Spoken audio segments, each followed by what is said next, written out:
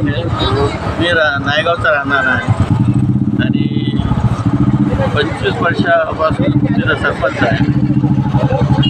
ग्रामपंचायत माझ्या ताब्यात आहे आणि आता माझ्या मिसेसला मी जिल्हा परिषदला काँग्रेस पक्षाकडून फॉर्म भरलेला आहे.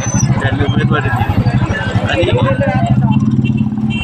मी स्वतः वकील आणि डॉक्टर असल्यामुळे आमच्या भागातील लीगल प्रॉब्लेम्स किंवा मेडिकल प्रॉब्लेम्स ते मी सॉल्व करत असतो आणि माझी मिसेससुद्धा डॉक्टर आहे.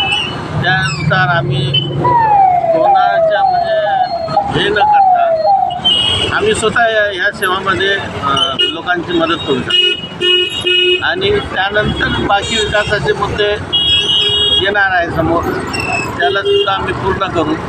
आणि आमच्या पार्टीनं जे काँग्रेस पक्षाने खासदार कल्याण साहेब काळे विलासराव अवताळे साहेब यांनी माझ्यावर जो विश्वास टाकला तो मी पूर्ण करेन. काय सध्या परिस्थिती काय सध्या तुमच्या ह्याच्यामध्ये गणामध्ये आणि गटामध्ये? आमच्या गटामध्ये ॲक्च्युली आता लास्ट टाईमसुद्धा आमच्याकडे जो आहे काँग्रेसचे गटामध्ये होते तोपर्यंत चांगलं काम चाललं. पण मध्ये हे जे गॅप पडला त्याच्यात ते तो प्रशासक असल्यामुळे फार बेकार हाल आहे. रोड नाही. तुमच्या इथं आमदार पण येऊन गेले, काही आश्वासनं देऊन गेले मधल्या काळामध्ये, काही ते कामं पूर्ण झाले का नुसतेच आश्वासनं दिलेले? आतापर्यंत आश्वासनच आहे, अजून ते पूर्ण झालेलं नाही पण ते बी करतील असं वाटतं तुमच्या ताब्यात भाजपचे लोक जे बोलतात आश्वासन करतात का सगळ्यांना माहिती आहे. आता मी बोलून तुमच्या ताब्यामध्ये ग्रामपंचायत असताना विकास कामं झाली नाही का त्या गावात? भरपूर कामं झाली. आधी सध्या भारतीय जनता पार्टीचे पदाधिकारी सांगत होते तुमच्या ताब्यात ग्रामपंचायत असताना तुम्ही विकास कामं केली नाही, रस्ते तसेच पडलेले आहे, कब्रस्थानाला कलर मारलेला नाही सध्याला, असं तिथे बरोबर आहे. त्यांनी जे इंटरव्ह्यू दिला मी पण बघितलं. त्यांनी जो रस्ता आपल्याला दाखवला तो ग्रामपंचायतीचा नाही, तो VITCचा रस्ता आहे. त्याच्याबद्दल ग्रामपंचायत काय करू शकते? आता मी जे ग्रामपंचायतीकडून 3 कोटीची जे आहे पिण्याची पाण्याची योजना आणून ती कंप्लीट केली आणि पुष्कळ काम मी केलेले आहे. माझ्या गावच्या लोकांना माहीत आहे ते म्हणून मला नेहमी बिनविरोध देतात.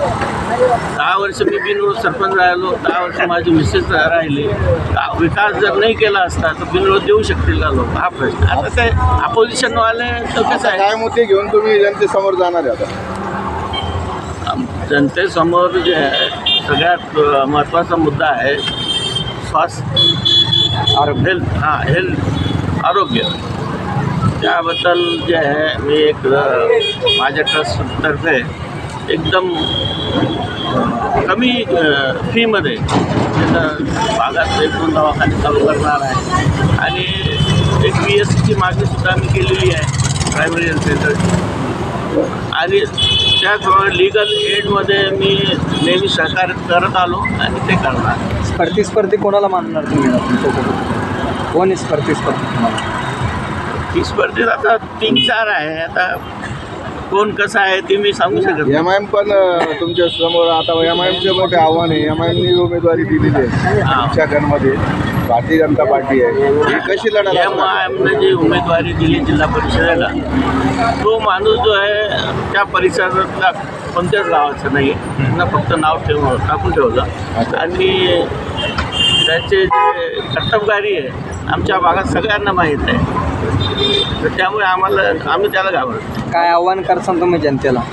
जनतेला हेच की आम्ही जे काम केलं त्याच्यामुळे जनतेनं ते उमेदवाराचं नाव सांगा. डॉक्टर फरहाना अय्यब. दुसरं आणखीन पंचायत समिती सिरीन. मी इंजिनियर HM इक्बाल, वंचित बहुजन आघाडीचा महासचिव जिल्ह्याचा आणि औरंगाबाद तालुक्याचा मी जेतो निरीक्षक म्हणून नेमलेलो. आमची काँग्रेस आणि उभाटाची युती झालेली आहे. आम्ही जे आहे तो काँग्रेसच्या उमेदवाराच्या पाठीमागे खंबीरपणे उभा राहू. भाजपला आणि MIMला त्यांची जागा दाखवते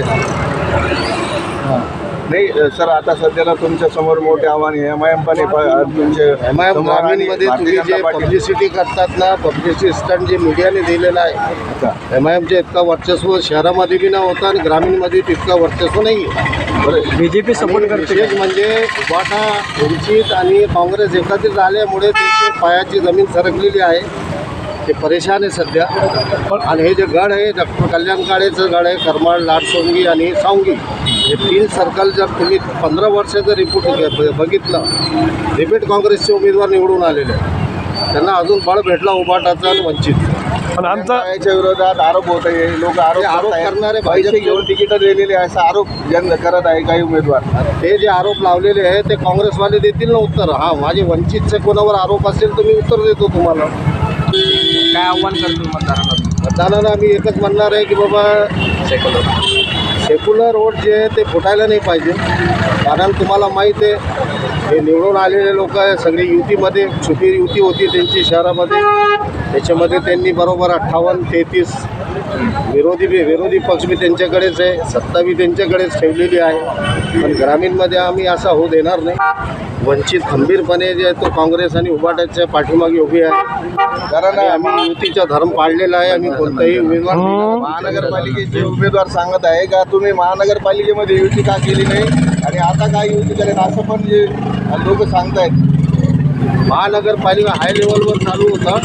पण सध्या जे आहे तो अंबरनाथ दानवे भाऊ आणि डोंगरगावकर साहेब आणि आमचे जे आहे तो योगेश बान यांना जिल्ह्यावर जे तो अधिकार दिले होते, त्याच्यामुळे खालची युती आमच्या जिल्ह्यामध्ये झालेली आहे. हे पूर्ण महाराष्ट्राचं नाही म्हणू शकत, पण औरंगाबाद जिल्ह्यामध्ये ते आमची तिघांची युती आहे. आपलं नाव? HM इक्बाल, इंजिनियर, महासचिव, वंचित बहुजन आघाडी, औरंगाबाद पूर्व. सध्या जे तर मी निरीक्षक म्हणून आहे औरंगाबाद तालुक्याला.